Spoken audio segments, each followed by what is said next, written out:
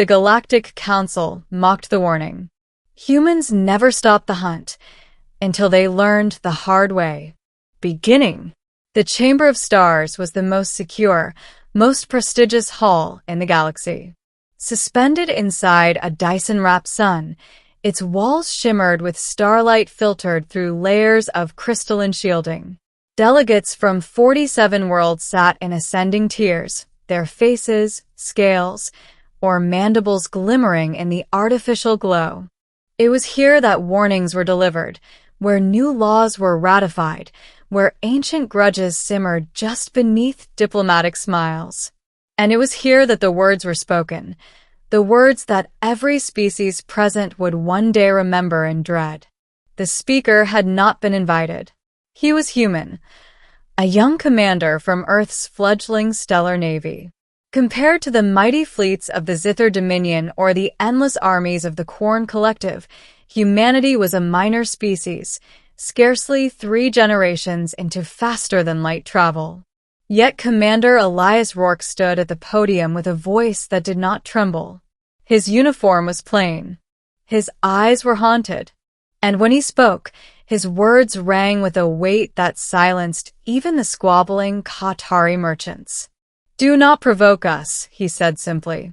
"Do not invade our colonies, do not seize our ships, and do not mistake patience for weakness. Because if you hunt us," his gaze swept the tiers of alien faces, "we will hunt you forever." The chamber erupted in laughter. The Korn representative, a segmented monstrosity with 6 glittering eyes, clicked his mandibles and hissed in amusement. "Forever? Your species has scarcely survived a century beyond your cradle. What arrogance!" The sleek reptilian envoy of the Zither leaned back, tail flicking in amusement.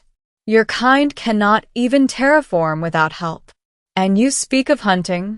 Even the arbiter of the council, a being of near-immortal lineage, allowed a ripple of mirth through its translucent form. "Your warning is noted," it intoned with gentle mockery. "The council will keep it in mind." But no one kept it in mind. They laughed, they dismissed, and they forgot. For a time. The first strike came less than a decade later. The Zither Dominion, forever hungering for expansion, had identified a young human colony world at the fringe of mapped space, Arden 4. It was rich with minerals, strategically located, and poorly defended.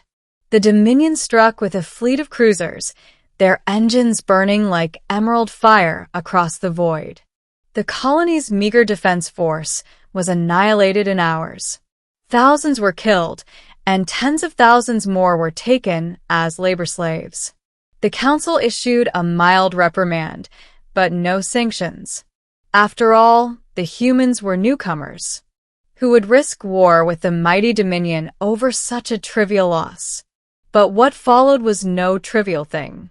Within months, human ships appeared on Dominion borders, not fleets, but packs.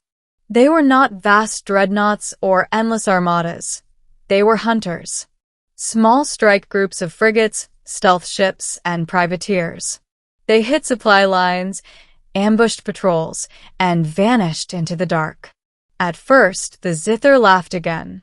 Harassment, they called it. Insignificant raids. But the raids did not stop. They grew.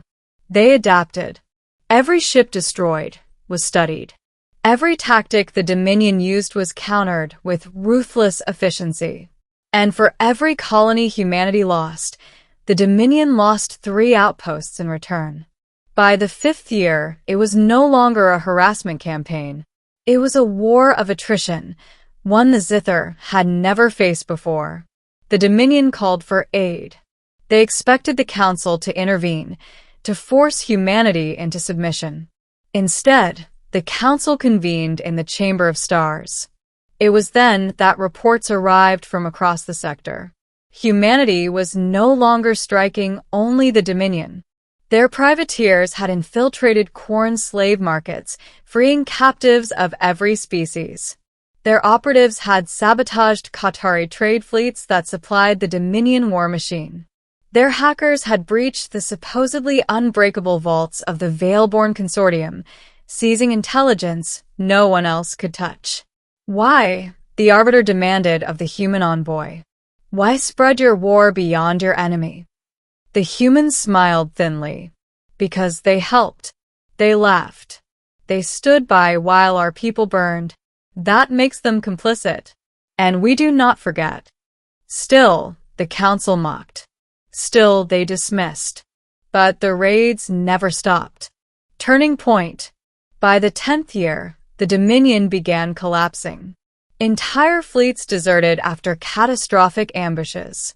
Colonies that had stood for centuries were reduced to ash by human strike groups. What shocked the Council most was not the military efficiency, it was the sheer relentlessness. Humans didn't stop to rebuild. They didn't sue for peace.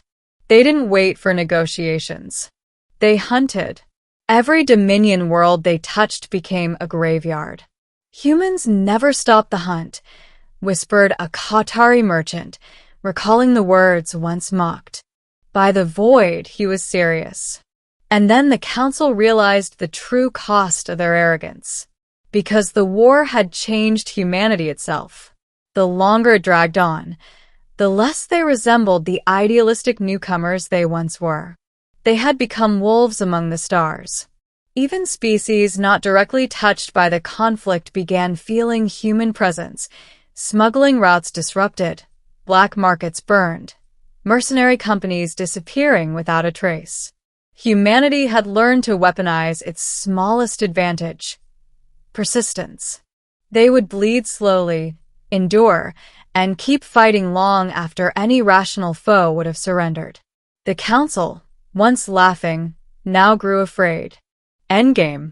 The Dominion finally collapsed in the 15th year. Their fleets shattered, their throne world blockaded, their war leaders slain one by one in surgical strikes.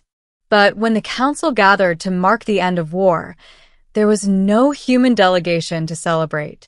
Instead, a message played in the Chamber of Stars. Elias Rourke again. Older now, scarred, one eye replaced by cybernetics.